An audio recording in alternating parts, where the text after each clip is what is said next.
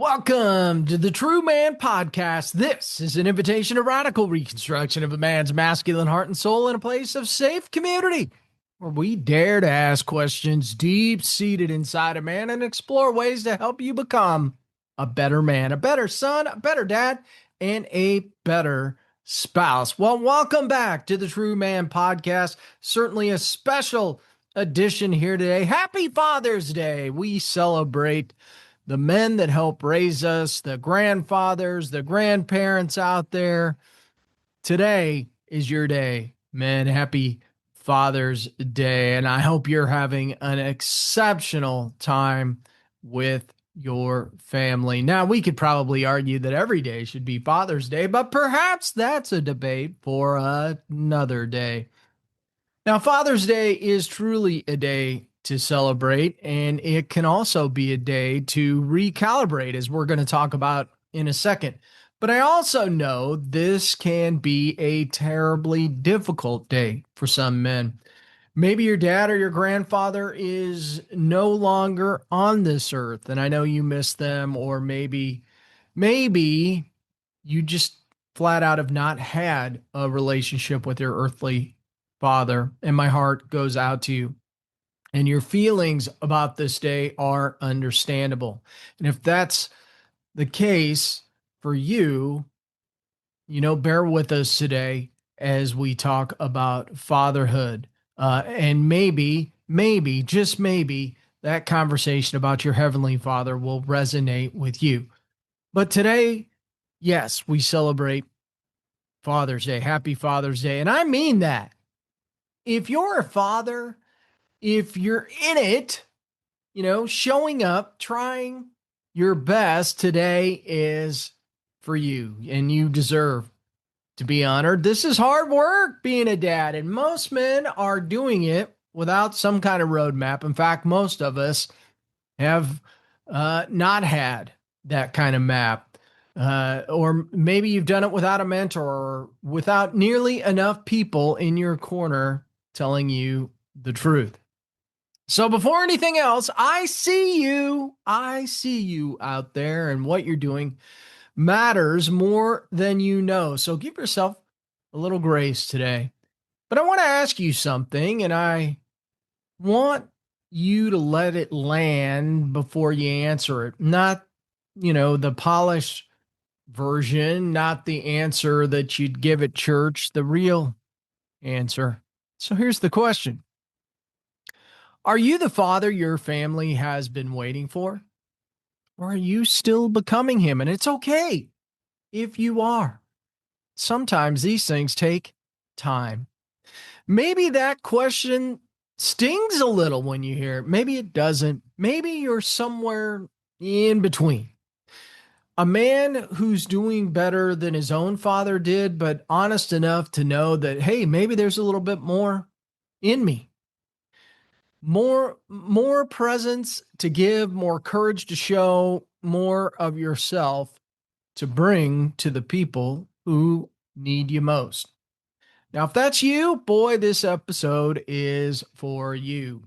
Because Father's Day is not just a day to be celebrated, it's a day to be reckoned with. A day to look your life square in the face and ask, am I building what I said I would build? Am I becoming the man my kids will point to one day and say, yeah, you bet the man changed the direction of our family? That's the question on the table today. So let's not waste a second. Let's get right to it. Here's what most Father's Day content will give you today. A list of grilling tips. Oh boy. A roundup of gift ideas. Doesn't that sound fantastic? Maybe a feel-good video montage set with some kind of acoustical guitar. And, there's nothing wrong with that. I'm having fun with it. But enjoy your steak.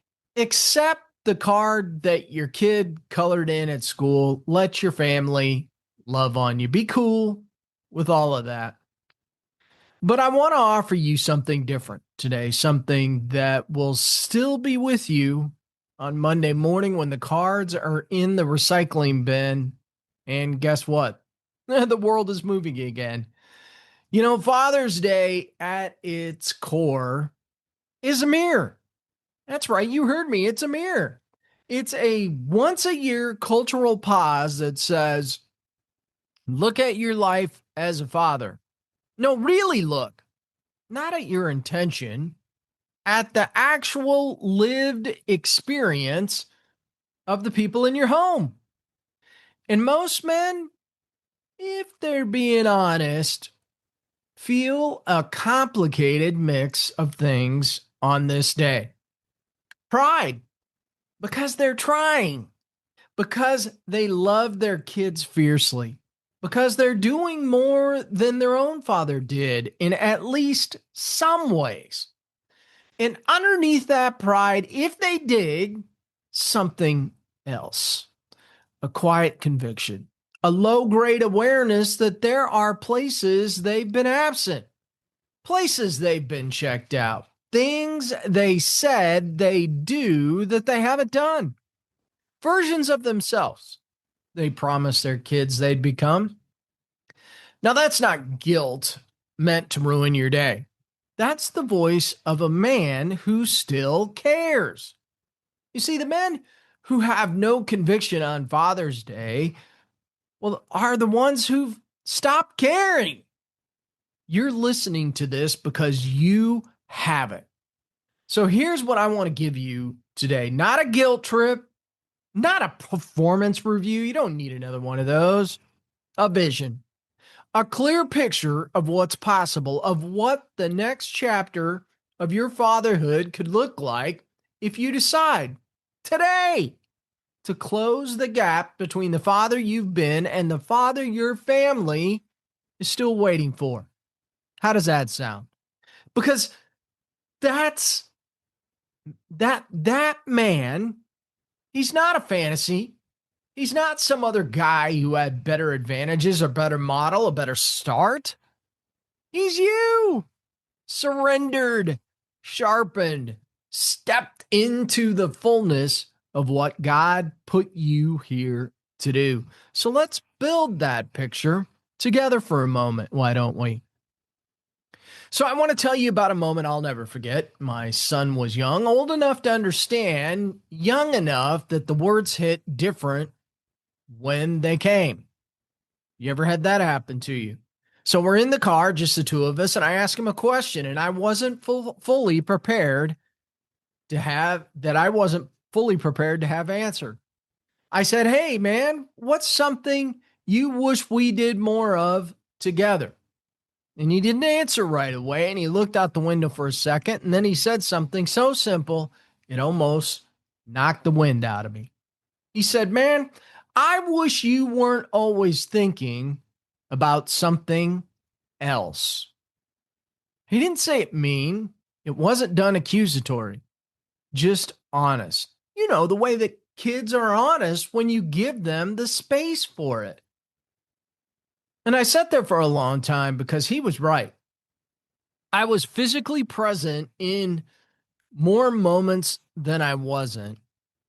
I was a good provider. I loved him deeply, but my mind, my actual attention was somewhere else more than I knew. I was there, but I wasn't there. Have you ever experienced that? And that moment became a real turning point, one of the many for me, not because it destroyed me, but because I let it do what truth is supposed to do. It redirected me. Now, here's what I know. Every father has a moment like that. Maybe it comes from your kid. Maybe it comes from your wife. Maybe it comes at 2 a.m. when the house is quiet and you're staring at the ceiling and the scorecard of your own fatherhood is running through your head, uninvited, of course. Now, the question isn't whether the moment comes. It always comes, doesn't it? The question is, what do you do with it when it happens? You see, a man who lets the moment convict him, who doesn't defend against it, doesn't explain it away, doesn't wait until he feels more ready, that man is on the edge of something. Not the edge of failure. He's on the edge of transformation. And transformation doesn't require you to be a different person. It just requires you to be the more honest version of the person that you already are. So here's the first question I want you to sit with today, and I mean really sit with it, not just process it and move on. If your child or your wife could speak one honest sentence to you today about what they need most from you as a father and a husband, what do you think they'd say? Now, you might already know the answer. And if you do, let that answer be today's turning point. Here's something I've come to believe after working with men. Every man walks around carrying three fathers inside of him. The first is the father he had, for better or worse. This man is in you, his voice, his patterns, his strength, and his wounds. You see, the way he handled pressure, the way he handled money, the way he showed or didn't show love becomes a part of you. You absorbed it all before you were old enough to evaluate it. And it's running in the background of your fatherhood right now, whether you've examined it or not. The second is the father he swore he'd be. You see, this is the father you designed in reaction to be the first one, the version you promised yourself you'd be in the 20s. Maybe at the altar, maybe when you held your firstborn, maybe in a quiet moment of reckoning. This father is generous, present, patient, and strong. He never does what your dad did. He always does what your dad didn't. The third is the father he's actually becoming. And this is the one that matters. This is the composite, the real, live, daily version of you as a father that your kids are experiencing right now. Shaped by the first, measured against the second, and either moving toward the man you intended to be or slowly drifting away from him. Most men live in the tension between father 2 and 3. Between the man they promised they'd be and the man they're actually showing up as. And that tension, when they refuse to examine it, becomes shame. And shame, well, that makes men hide. And hiding makes them less present. And less presence is exactly the thing you'd swore you'd never become. Now, here's what breaks that cycle. Honesty, not confession for its own sake. The kind of honest reckoning where you look at all three fathers, the one you had, the one you promised, and the one you're becoming. And you tell yourself the truth about the distance between them. Not to condemn them, but to close the gap. Because your kids don't need the father you promised to be someday. They need the father who's closing the gap right now, today, in the next conversation, the next dinner, the next hard moment where you could check out, but you choose to stay. So here's the question. Looking at those three fathers, the one you had, the one you swore you'd be, and the one you're actually becoming, where's the biggest gap? And what's one thing that would begin to close it? Write it down if you need to. In fact, I encourage you, journal about it. The answer is worth more than any Father's Day gift that you're going to receive. Now, let me tell you about where your kids, or what your kids, will not remember. They will not remember the car you drove. And they may. I remember a couple. The house you lived in, the salary you earned, the deal you closed, the level you achieved.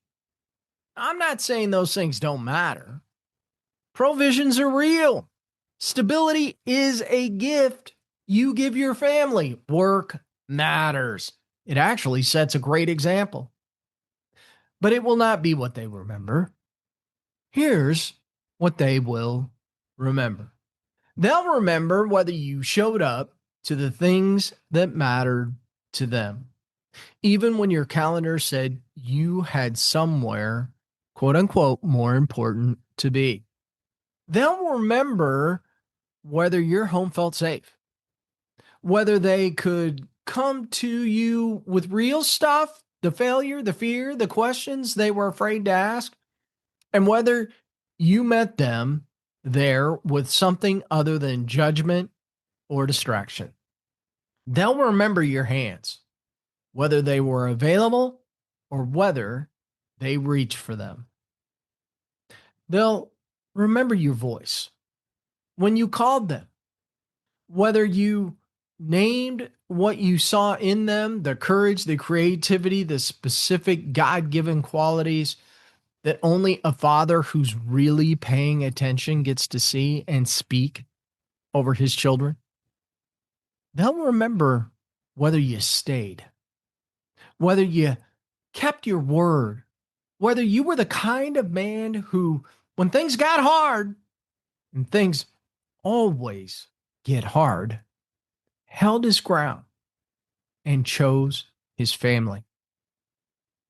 And here's the sobering truth about memories: they are being made right now, today, not someday when you have more margin, more time, more capacity. Right now, in the ordinary moments of this ordinary Father's Day, your kids are writing the story of who their father was. What chapter are they writing today? That is not a question meant to load you with pressure. Lord knows you don't need any more of that. It's actually an invitation. Because the beauty of fatherhood, the stunning redemptive grace of it, is that today is still a day you can choose. You haven't run out of time. You haven't missed the window. The story is still being written. So, what do you want the next chapter to say? Think about one specific memory you want your child to have of you. One moment, one feeling of truth about who their father was. And now ask yourself, am I creating the conditions for that memory to exist? I want to close today by taking you somewhere that I think most Father's Day content never goes.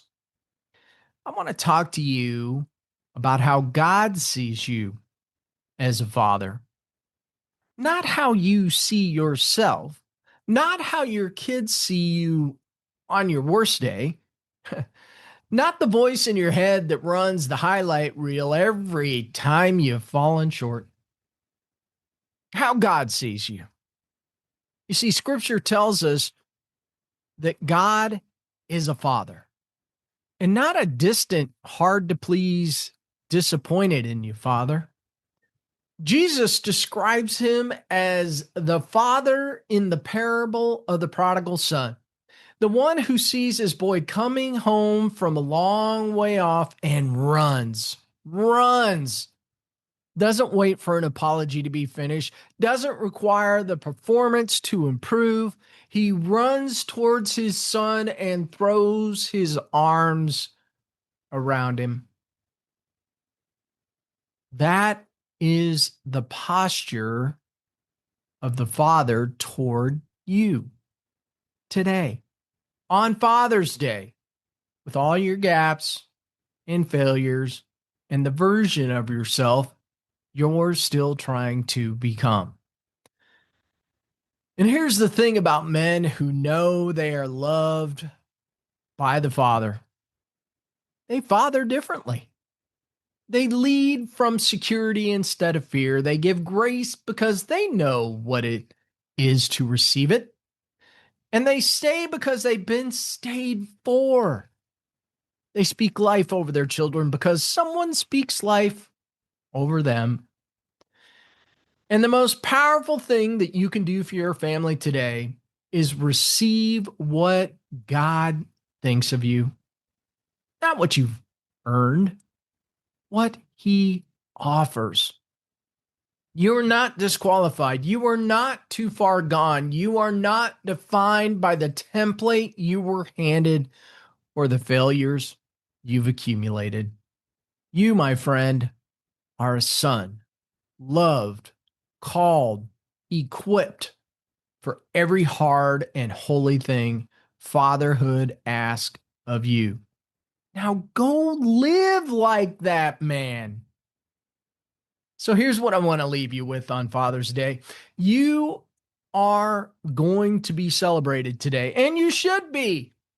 Accept it, receive it. Let your family love on you. And then tonight, when it's quiet, when the day winds down, make one decision, just one.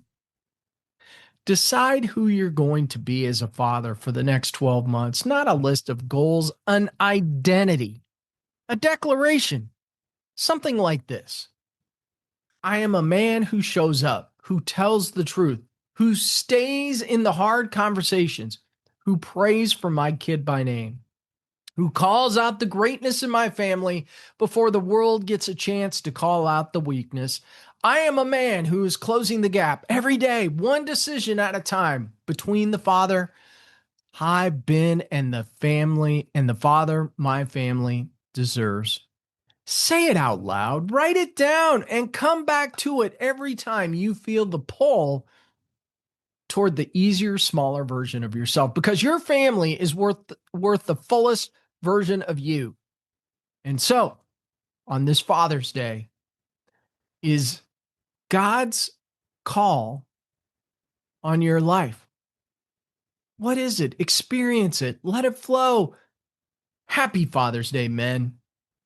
I appreciate you being here this week. And if you know a man that needs to hear this podcast today, just grab your phone right now and fire off this podcast to him. It's really that simple. And if you enjoyed listening to me today, give me a great review on your favorite podcast channel. Help us grow the True Man podcast and help us grow the American Family Renaissance. Just go out to AmericanFamilyRenaissance.org. You're going to find all kinds of information out there regarding our upcoming summit, the True Man podcast, and everything going on right now in the True Man community.